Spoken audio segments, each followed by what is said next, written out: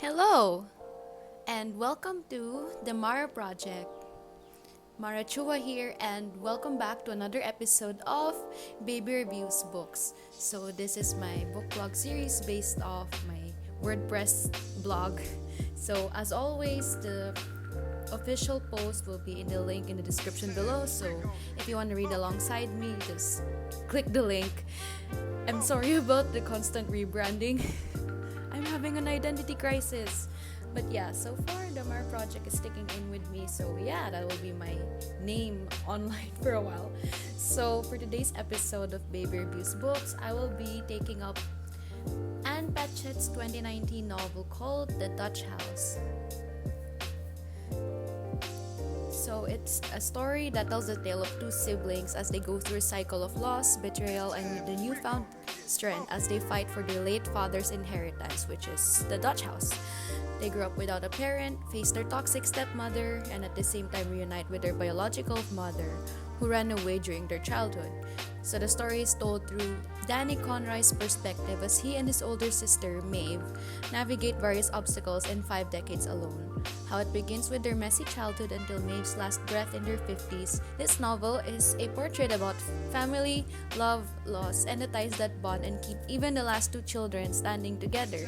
So this was another book that kept me company during my recovery from my affliction, as I started to return to school and catch up on the things and with the people I've missed in my week of the quarantining. So did I learn to slowly get back in touch with reality through the Conroy siblings story. After going on a wild and sort of wacky adventure with Jacob de Zoet, it was time to face the music with wealth and power and the influence of Danny and Maeve Conroy. The siblings grew up in the grand estate of the titular Dutch house. The Dutch house, this one.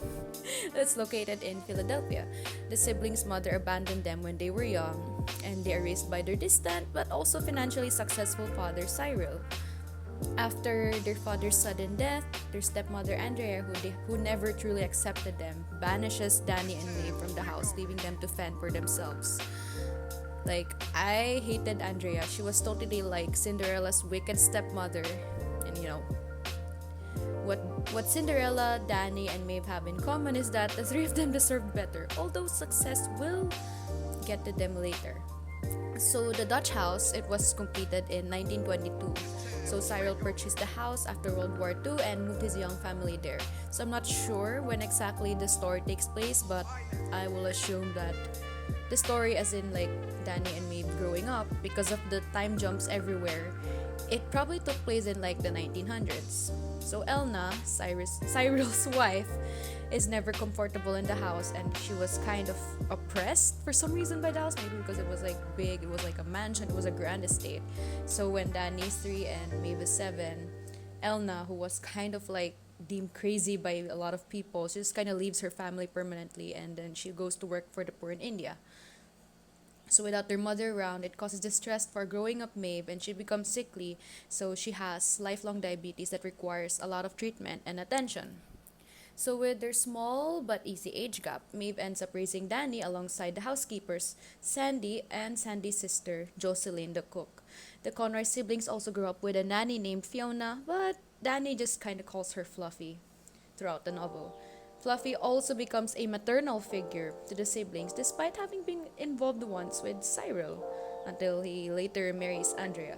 Basically one time the two just slept. The two just slept, and then also she was kind of pining for Cyril from afar, which was kind of sad. But Fluffy was loved by the siblings regardless, and they were devastated when she was terminated from her job after she had, but not intentionally, hit a younger Danny with a spoon. Though throughout her service with the family, she was basically, she had feelings for Cyril. Unfortunately, he never felt the same. Cyril later brings Andrea Smith one night at home. And when he ends up marrying her, she becomes the siblings' new stepmother, of course, and she also brings in her children Norma and Bright into the home. So Andrea is haughty, dispassionate, and self-interested, kind of basically selfish. At least she's not as wicked as what's her name? The one from Cinderella? Lady Tremaine. I think that was her name. I mean, to be fair, Lady Charmaine was like, in Cinderella 3, she just had like that magical staff that just turned back time, and she also had a really rude cat or something. But Andrea is kind of just cold and also distant, but also she doesn't really accept the family. I feel like she actually married Cyril just for the money. Anyway, she does not like Maeve and Danny at all and barely tolerates them as her stepchildren. And Cyril even sort of regrets marrying her later on. As the Conroy siblings get their educational degrees, Danny in high school and Maeve in an undergraduate program.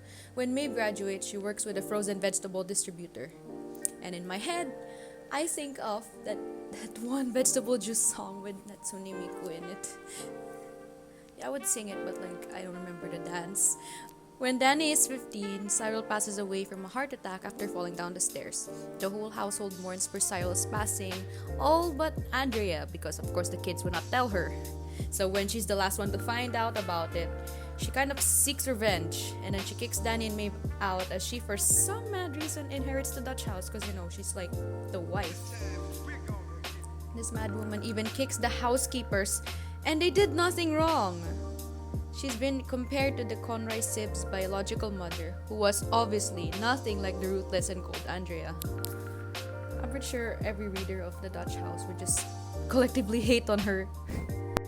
For a while, Danny and Maeve bunk together in Maeve's apartment, thus beginning their lifelong plan to take back the Dutch house, a promise made to their late father. So this family lawyer helps the siblings get back on their feet and continue their education, especially by sending Danny to expensive boarding schools.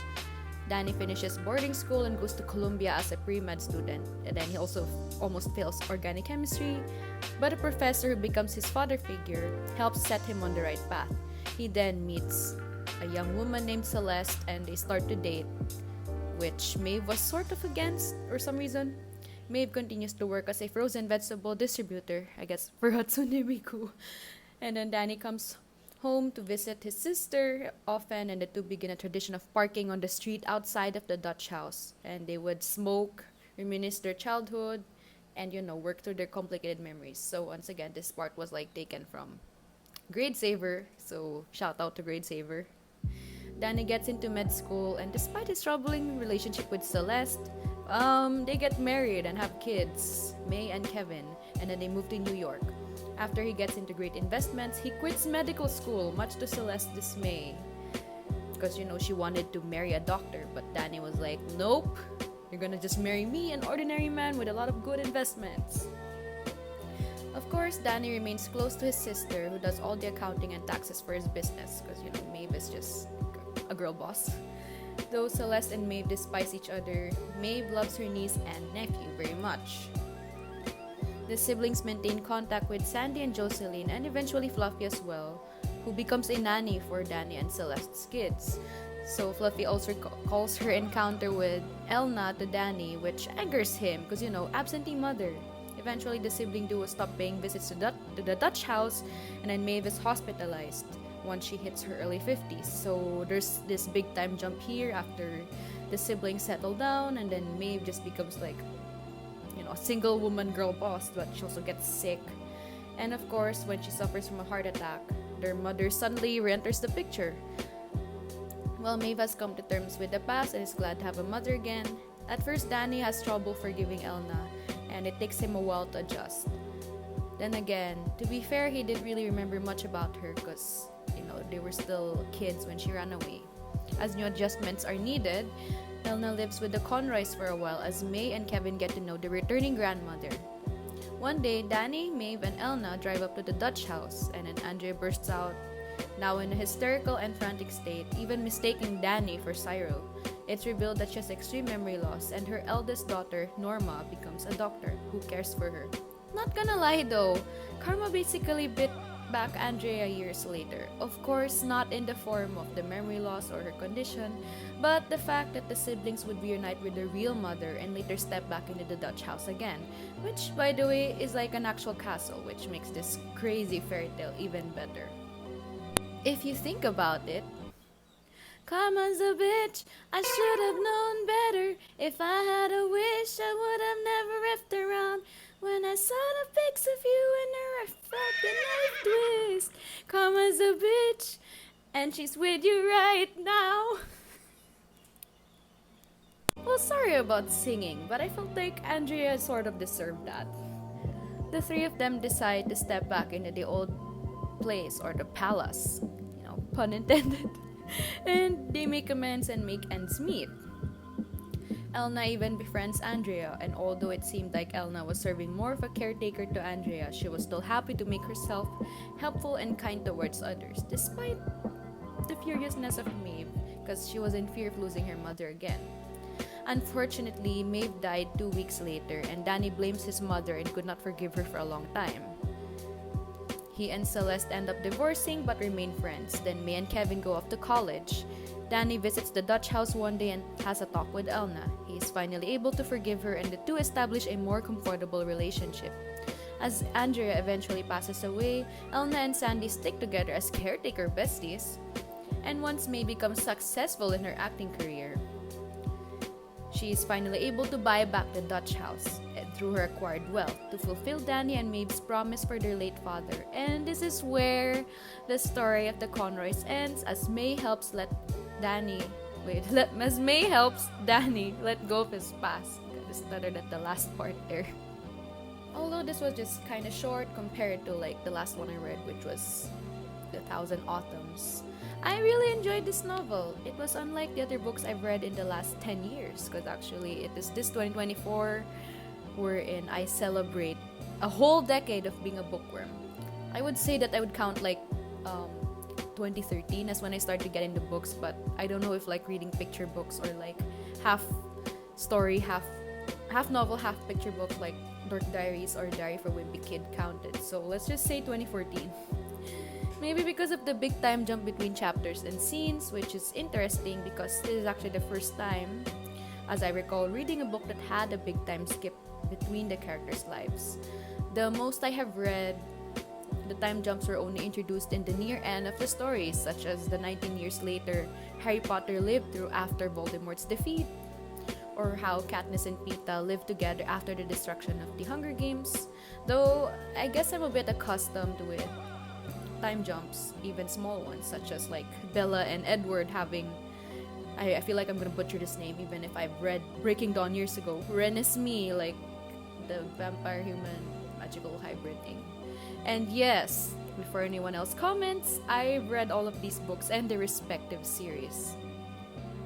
But who am I to complain? It was fun to read through the Conroy siblings' lives as well. As the novel summary puts it, this is meant to be a dark fairy tale about siblings who struggle to escape their past. Losing the Dutch house after their father's death felt like losing a big part of their identity, and it was right for them to fight back for their home, even if it took decades to achieve. It's not easy to get something we desire, indeed, but in the end, the fight is all worth it. Until now, I am still personally recovering from a stressful April, as well as from my recent second battle with COVID-19. But I'd say the fight I put myself through was totally worth it as well. I came back to the land of the living as a happier and healthier, Jerome, if you're reading this or watching this, you'll know I'm totally lying about the healthy part. And more confident version of myself. And what's important is that I realized who, what, and what I needed to fight for before I could lose myself entirely. The same could be said about Danny and Maeve's tale. As the older sister, Maeve is protective, stubborn, fierce, and loyal to Danny as she protects him despite her persistent health conditions. Through her guidance, she helps Danny become a better person as well, as he was once unmotivated, emotional, and sometimes naive. I may not have siblings myself, but seeing the bond of my own father with my aunt, or my mother with my uncle, titos and titas, on the respective sides of the family, it is enough for me to see the importance of continuing to stick together, even if times aren't always the best. It's why blood is indeed thicker, and Danny and Maeve's bond totally proved that. I hope you enjoyed reading this book as much as I did. So, do you guys consider this a fairy tale as well? For me, I totally did, because, aside from the grand estate that's been compared to a castle, or a wicked stepmother, or siblings who just undergo rags to riches to rags, and a repeated cycle, or absentee parents, people dying, I I guess you could say this is a fairy tale, except there isn't really any magic involved. It's kind of just like, it just happens in real life. Is this the real life? Is this just fantasy? But yeah, if you guys have any thoughts or whatever, feel free to leave them in the comments below. As always, special thanks to the websites that help me find good summaries of the books I'm reading, which for today's episode is Grade Saver for saving the summaries for me and some of the paragraphs that were taken, tweaked, or rewritten from them.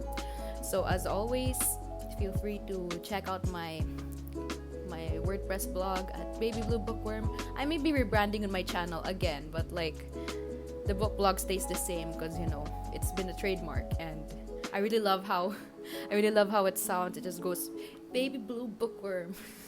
I could be a rapper. Top 10 rappers, Eminem's too afraid to this. And you can also subscribe to my channel if you haven't already. So if you guys haven't, please subscribe to my channel. And I would very much appreciate your continuous support for the channel as well as my book blog. I also have a few other episodes. I have actually 6 previous episodes of my book blog if you haven't checked it out already, and several more posts on the website itself. And I also do vlogs now on like random shenanigans from like my recovery from COVID, or like a birthday party, or a picnic with friends, attending my cousin's wedding, and a lot of other adventures. So I'm continuing to make new content for my channel, be it the book blog or like, I don't know, a day in the life of like a sociology major. That one's coming soon. So yeah, thank you guys so much for watching. I hope you enjoyed this video, and I will see you guys in the next episode. Marachua signing out. Peace! I only started to like go back to using light mode again. Oh my god, the Jojo Siwa lyrics. I only started to use like light mode again last weekend, and it is still new to me because I haven't used light mode in like I haven't used light mode in 4 years. I've switched to light mode a few times, like in 2021, but just for like a day or two. Then I would be like, oh, the light is blinding. But then I was like, I can't live in constant darkness forever. So yeah, I am just like using light mode already, which is totally nice because everything feels brighter. And yes, I filmed this during daytime because I have more energy in the daytime now. So yeah.